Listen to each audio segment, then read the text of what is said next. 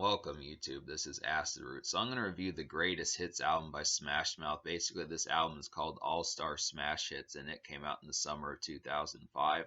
Now Smash Mouth had 3 hit albums between 1997 and 2001, but after about 2001 they started to deteriorate a bit and they kind of became more campy and more kids oriented and that type of stuff. Now I don't know the Get the Picture album from 2003, and I don't know their 2006 album or 2012 album, but I do know their first 3, and it was interesting to kind of review this Greatest Hits album because it is chock full of hits. I mean, they managed to get to 20 songs on here, and to be able to say that just with 4 albums to suppose that they had 20 hit singles that were enough to be on a Greatest Hits is pretty good, and I rank it pretty high. It may not get a 10 out of 10, and there are a few songs missing that probably would have upped the score even further, but I do feel like it's a pretty excellent project. This is definitely a worthwhile project to purchase, just in a lot of ways. I mean, it has pretty much about 95% of all their hit singles that they had between 1997 and 2003, plus some new stuff. So that's kind of the concept. You get a lot of their movie soundtrack type stuff. Some of these Mike Myers movies, he featured them a lot and that type stuff. So I would have to say it's kind of the concept to be able to get some of this. Basically, what I'm going to do for this album is I'm just going to go from the greatest hits from album to album. We'll just kind of talk about it like that because all of this album is kind of singles. So that's kind of the concept. And then there's just some new stuff, which I'll denote towards the end. But I'm just going to kind of look after it a bit. So I mean, I would say the more I think about Smash Mouth, the more I kind of feel like their first 3 albums were quite hits. But I do think that they had some other variations of things that were pretty kick-ass. I do at least think that Get the Picture is a worthwhile project to check out. I just suspect that it might be campy, but they didn't include all the 3 singles from that project. But I just kind of question the concept because really I was surprised even in 2001 when Smash Mouth fell off. And I reviewed that album, the self-titled album, back in June. I kind of questioned why the singles like Pacific Coast Party and Holiday in my head just didn't chart better. They just didn't have the sheer hit potential. And the only thing I could think of was just because they made things more oriented for rock radio and they kind of quit being pop rock as much. And, Steve Harwell had went through some personal problems around that time. But I just look at the concept that Smash Mouth this kind of dwindled, and when their 2003 album didn't get them back in the swing of things, they just kind of became a novelty and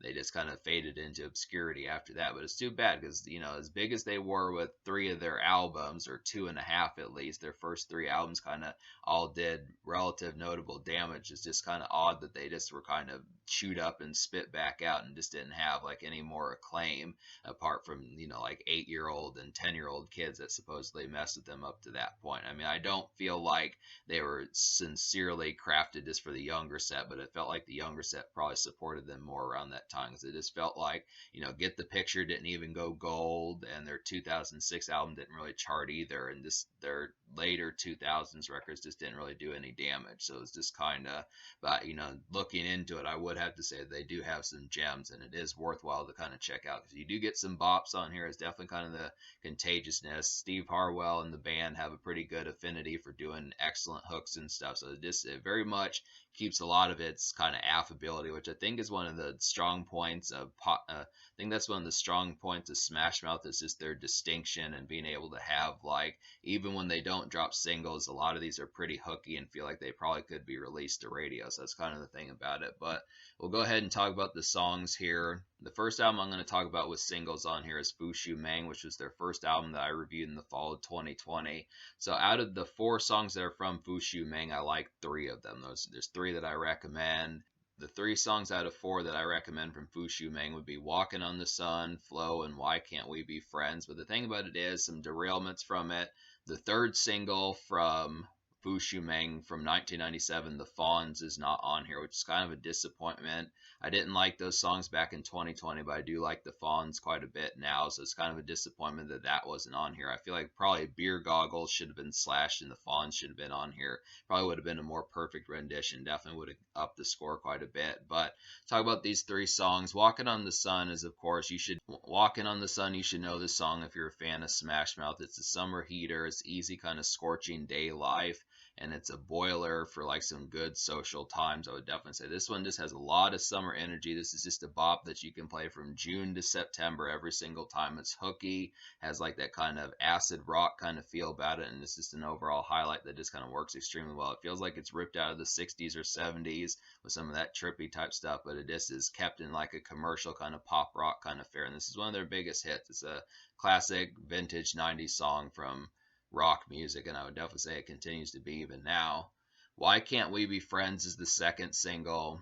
Why Can't We Be Friends is the second single off of Fushu Mang, and this is one that on the original review I did back in the day I didn't like as much, but I do like it quite a bit now. It's a great cover song, does a good rendition of like the song that was by War back in the 70s, and I feel like this is a good summer times kind of song. It's peppy kind of restaurant music, and it's just good for some easy kind of day fare.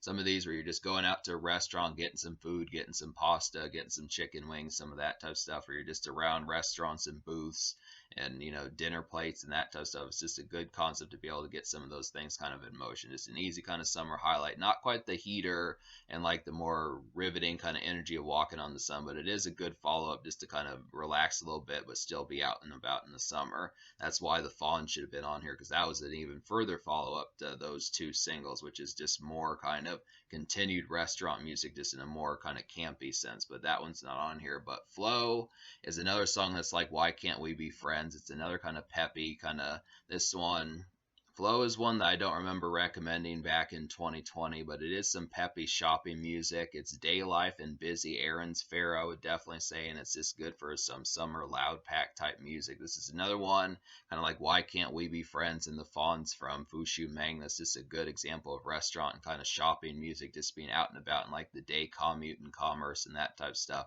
It's really kind of easy going. Some of these just really have that kind of pep, and this is before like Astro Lounge, where they really crossed over into pop rock territory.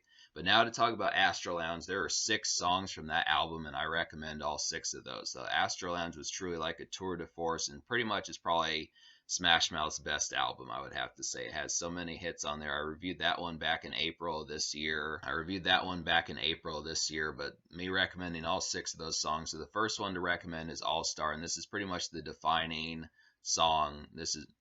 The first one to recommend is All Star, and this is pretty much a defining song by Smash Mouth. It's what the album is named after here, All Star Smash Hits. So All Star is the first song that you hear on this Greatest Hits album.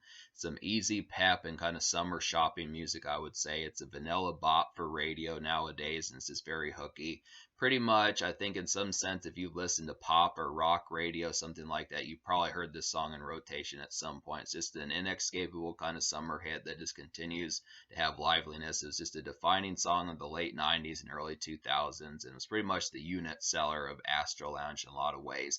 Didn't hit #1 like I initially thought it did, but it still was a pretty massive hit song out of like the 90s fare for Smash Mouth, basically one of their biggest hits. So that's kind of the thing. There's a couple of nightlife songs on this album, and Diggin' Your Scene is one of them. It's kind of similar to Then the Morning Comes, but this is a jivey dance gem. It's a lively ladies cut, and it's similar to Then the Morning Comes, but I definitely feel like both of these kind of have like some good jive about them, and just kind of more kind of rosy, kind of just bop-ish kind of feels, just in terms of like a nightclub kind of sense, where it's not just shopping music, restaurant music, that type of stuff. They have a pretty good sense. Like Smash Mouth does not always step out and kind of make nightclub music.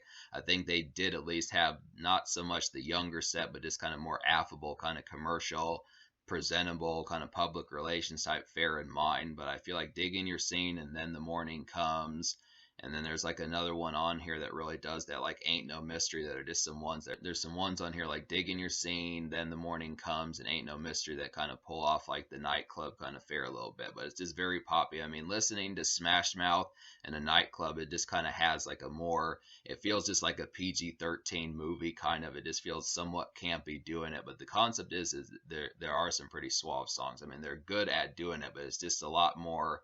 It just has like a lot of pizzazz compared to some of the edgier stuff that you're going to hear. Some rock songs just fit more for the club, like when you think of Kryptonite or some of those type club songs. But I look after it, it's just good. It's just kind of, it's really distinct. The distinction is just so poppy in the way it does it. It's just they're poppy, but they do have some nightclub gems. This is a good concept of that. So, but Waste is another highlight off of Astro Lounge. This is a sullen kind of mood change. It's a good change of pace, and it's a good ruminating song. It's almost post-grunge like, but it's kept pretty snappy and distinct.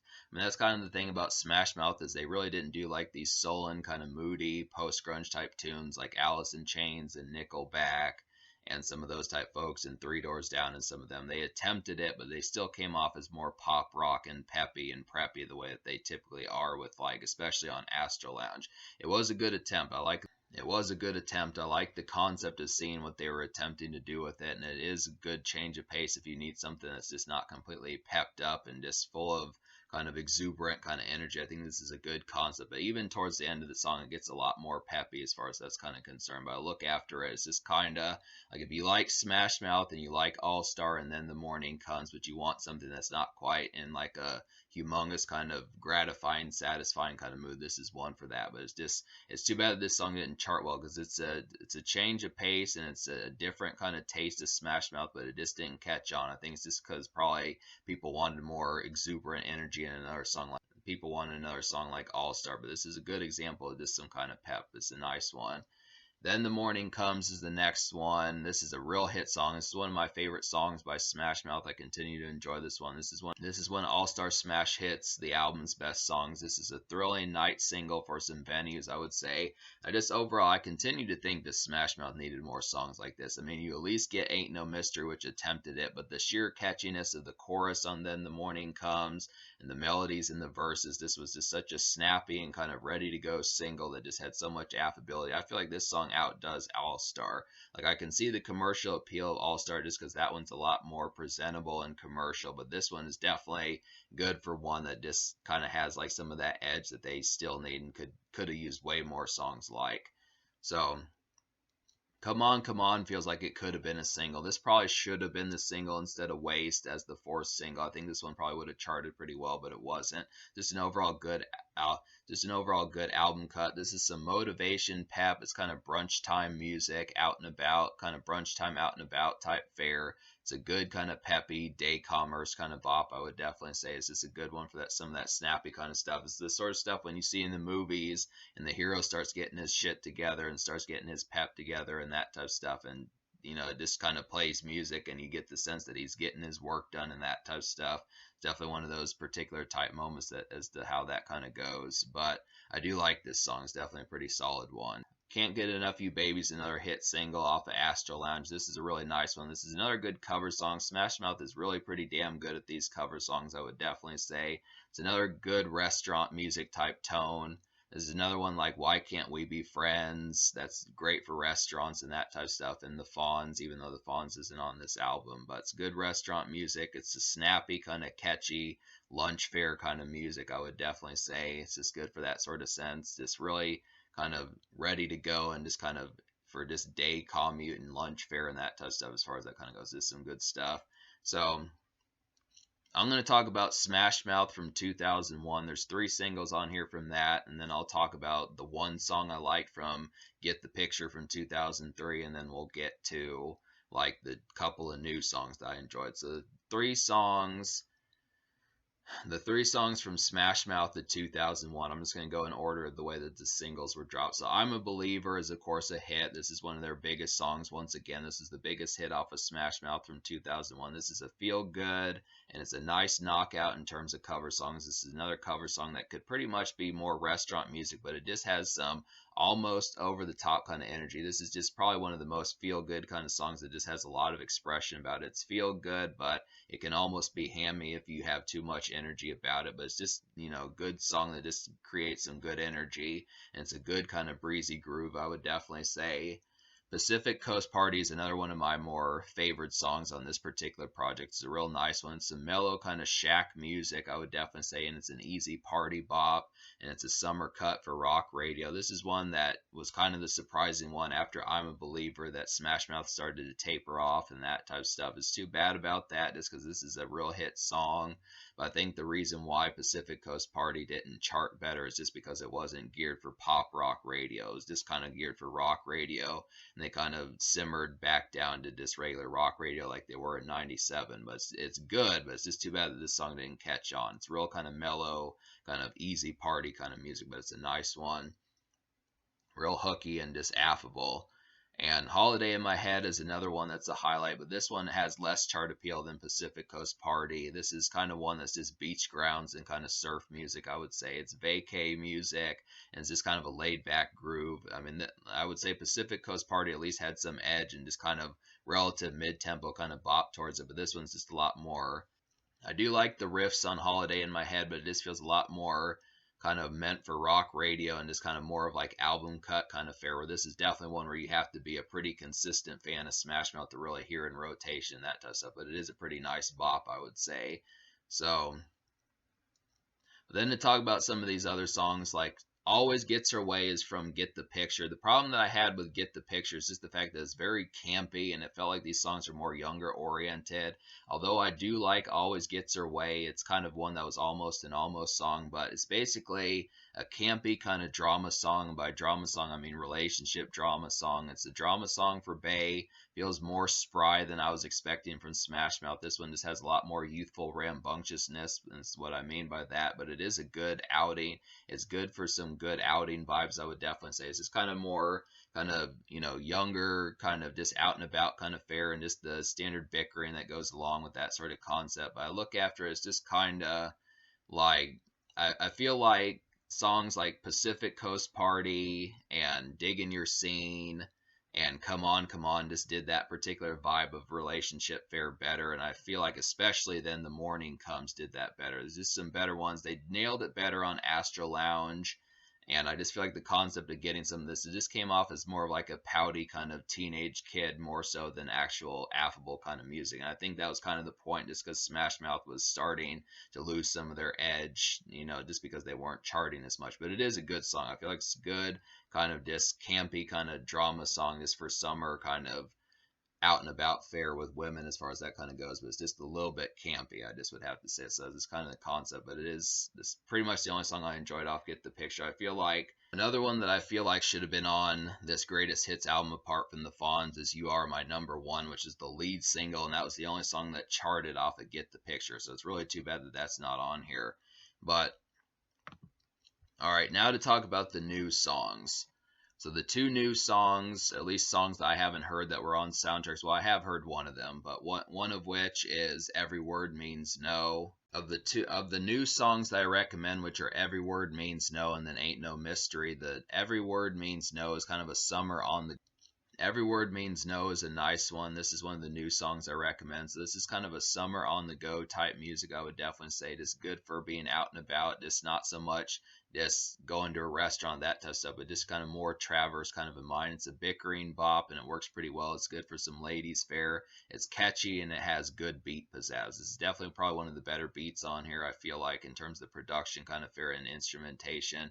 Kind of like Then the Morning Comes, and I would even say All Star is a nice one. Walking on the Sun's a nice one. Some of those type ones, but this is definitely one. Pacific Coast Party is a nice kind of instrumentation on there, but this one really is pretty solid. This kind of feels like something feels really ripped out of the 90s. This one is off of the Friends soundtrack. So Friends, the television show, had a couple of soundtracks that they put out, and it's actually a pretty good catch just because this is actually from Smash Mouth from 1999. So they were in their prime at that particular point. So that was a good snag to get like some Smash Mouth from 1999. So that's probably one of the main reasons why I like this song so damn much, is because it's from the Astro Lounge days, but it's definitely a pretty good highlight, I would say. And then that's not the only reason, but I definitely think it's a good fare to get some Astro Lounge extras from Smash Mouth.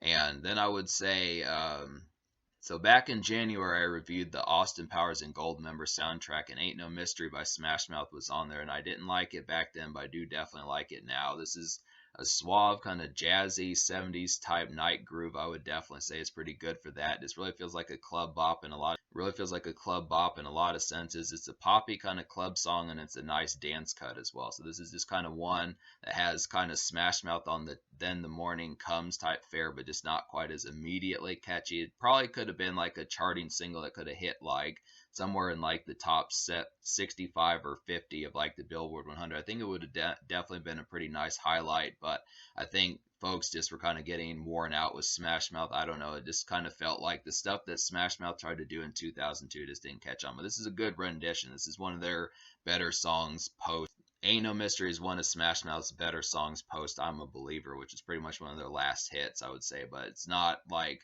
I mean, I don't feel like it's one of their last hits just in terms of saying that. I feel like from like a public standpoint, but it's definitely a pretty solid hit. It's just too bad it didn't chart better and get them their swagger back. It's just a nice kind of suave, jazzy kind of club bop. So and then that basically takes care of it. So to talk about the five, so to talk about some of the songs I didn't enjoy, like I feel like Beer Goggles, I just didn't like the representation of that song. I really feel like the Fonz should have been on here instead of Beer Goggles. I just can't see this being one of Smash Mouth. I just can't see this being one of Smash Mouth's best hits. I don't see the rendition of how that song could be one of their better ones. Maybe it's just because the song is called Beer Goggles, but I don't really agree with that concept as far as the orientation and just the overall composition of the song.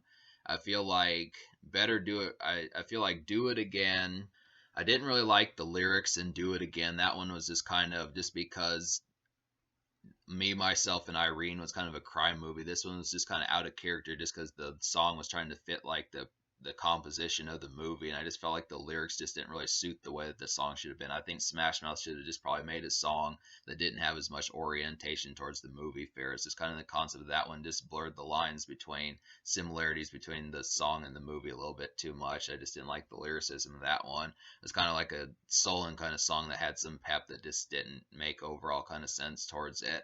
I feel like Better Do It Right was just kind of that one was for the Grinch soundtrack, so I kind of feel like some of these are just a little bit more for the youthful set that just kind of felt more tinkering and childish than they probably needed to. I feel like that was kind of the problem with Better Do It Right. And then Hang On was another one. This is the campy Smash Mouth that I was talking about. Hang On is from Get the Picture, which is kind of just felt like a pouty kid that got sent to his room or something like that that just didn't really have the correct edge towards it. Some of these were just kind of out of character for Steve Harwell and the band to kind of have that sort of tone towards it. I mean, I know that Smash Mouth was somewhat past their heyday at that point, but I think that they probably should have made more songs like Walking on the Sun and Why Can't We Be Friends? And Then the Morning Comes and some of those type moments rather than getting kind of more campy and youthful and like a more rambunctious sense as far as that kind of went. But I look after it like that's kind of the concept. And then Getting Better was just like a poor cover song of like a Beatles song. I mean, it just didn't really enhance the song that much. I felt like they probably could have. I mean, normally Smash Mouth is pretty excellent with choosing like cover songs, but that was just one that didn't quite deliver as much. So,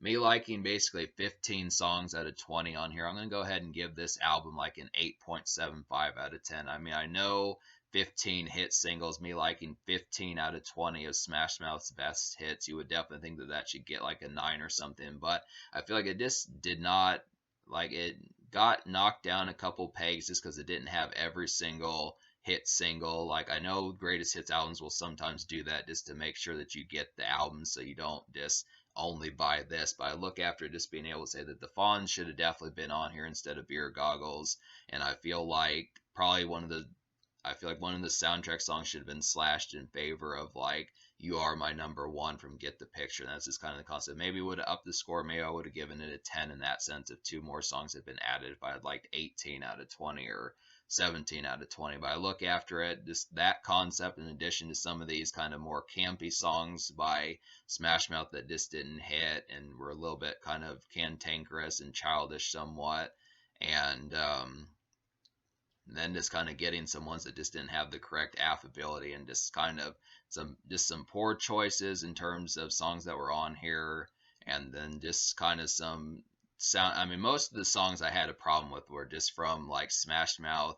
Most of the problems I had with Smash Mouth were ones that just were not on their actual albums. Like, I feel like a lot of these kind of movie soundtrack songs just did not really deliver their justice that they needed to. And it's probably just because a lot of kids liked them and they had to make more songs just kind of for like a more kind of PG and mild PG-13 kind of younger set, which is just kind of a disappointment. I don't knock it as much just because these are movie soundtracks. It's not as if these albums are bad. And I actually have a higher opinion of Fushu Meng than I did probably back in 2020. So if you see that review, just know that I like it more now. But I just would have to say that's kind of the thing, was just kind of some poor movie soundtrack songs and then not like the true singles that probably should have been on here that knocked this from getting like, because an 8.75 is pretty good, but I do feel like it's just a little bit, it's a little bit underneath like full blown essential just to be able to say I was expecting to give this like a 9 or something like that, but 15 out of 20 is pretty damn good. So 8.75. The social score I'll give like a 10 just because there's so many hits on here, so many things to do. All the singles damn near on here. 95% of their